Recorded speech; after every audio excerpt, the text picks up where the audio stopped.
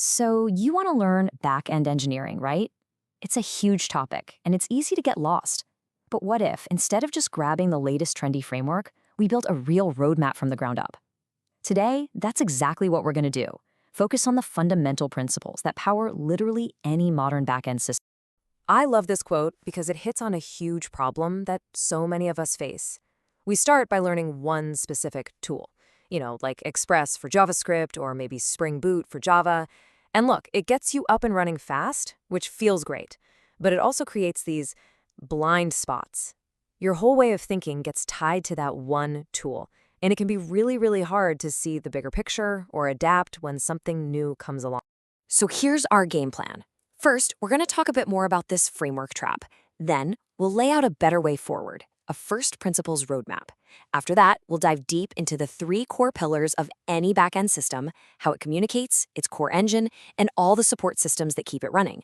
And then, at the end, we'll put it all together so you can see how to become a true architect, not just a coder. Okay, let's dive right into this idea of the framework trap.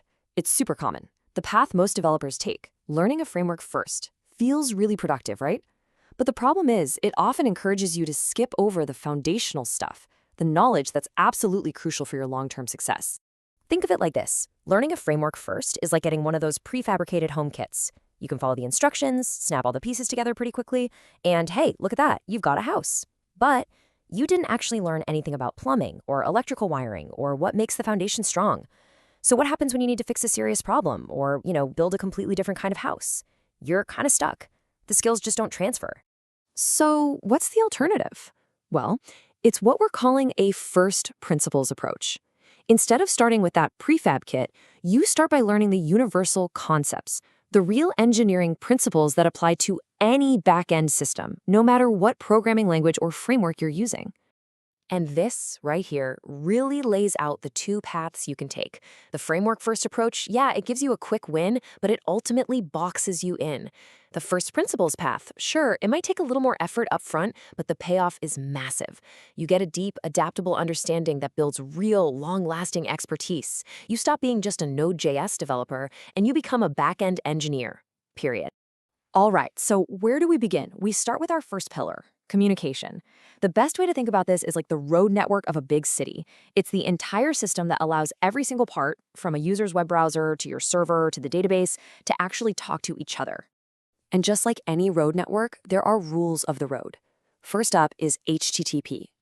This is the universal language of the web. Then you've got routing. This is like the city's GPS system, telling every single request exactly where it needs to go.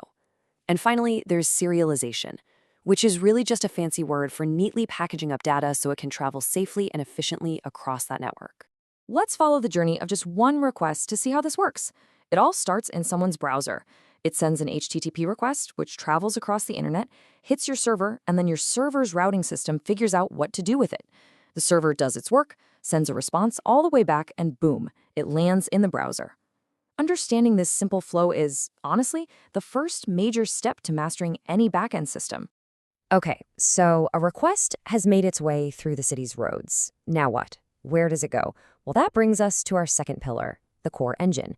If communication is the road network, then the core engine is all the factories, offices, and workshops in the city. It's where the actual work gets done. Inside this engine, we find a few key parts. You have middleware, which is kind of like a series of security checkpoints that inspect requests as they come in. Handlers or controllers are like the receptionists at the front desk, directing each request to the right department. The business logic layer, that's the heart of it all, where your unique rules live. And finally, the data access layer is the specialized department that knows how to talk to your database. Let's just zoom in on that business logic layer for a second because it's so important. This is the brain of your entire application. And the most critical idea here is something called separation of concerns. Basically, your core business rules shouldn't care where the request came from or where the data is stored.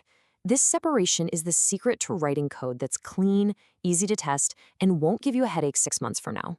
All right, so we have our roads and our factories. But no city can actually function without infrastructure.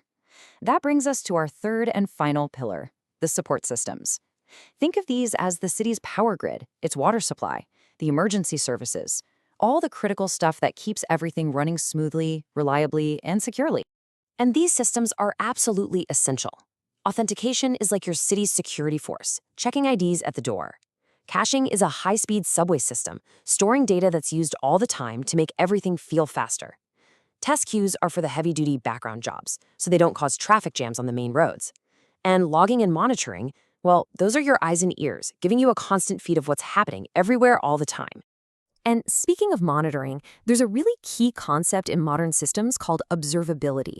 It's really built on three of its own pillars: logs, which are just time-stamped records of events; metrics, which are measurements over time, like CPU usage; and traces, which let you follow a single request on its entire journey through your system. When you have all three, you get a crystal clear picture of your system's health. Okay, we've seen all the individual pieces. We've seen the roads, the factories, the power grid. Now let's put them all together and look at the complete blueprint for basically any modern backend application. This is how you make the leap from being just a builder to becoming the architect. So, on the very outer edge, you have our communication layer. This is the public face of your system. It handles all the messy reality of incoming and outgoing traffic from the internet. Then, nestled safely inside that is the core engine. This is where your precious, unique business logic lives. It's protected from the outside world. And notice how the communication layer talks to the core engine, but the core engine doesn't really know or care about the outside world. And finally, underpinning everything is the support infrastructure. All those systems we talked about, logging, caching, security, they plug into both the communication layer and the core engine, providing those essential services wherever they're needed. And there you have it. That right there, that is the universal blueprint. It honestly doesn't matter if you're writing in Go, Python, Java, or Rust. These fundamental layers and principles are always the same.